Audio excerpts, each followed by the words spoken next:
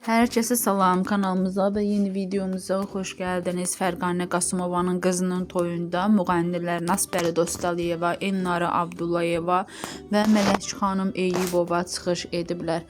Onlar birlikdə rəqs edib və mahnı ifa ediblər. Həmin anları sizlərə təqdim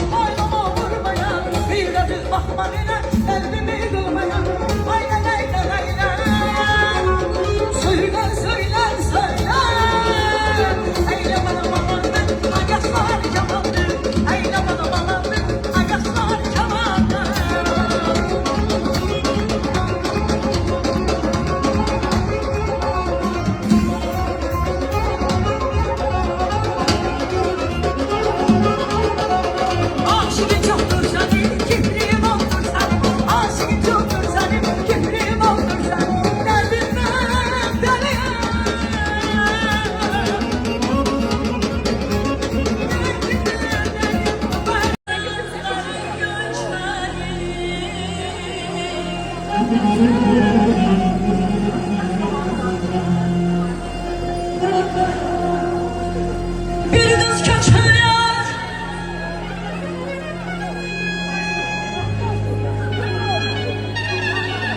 bir de yaz kaçıyor, kızıl gönül açar, talihini şeker görüp bal görüp, çalay kardeş, doğzağına çal görüp.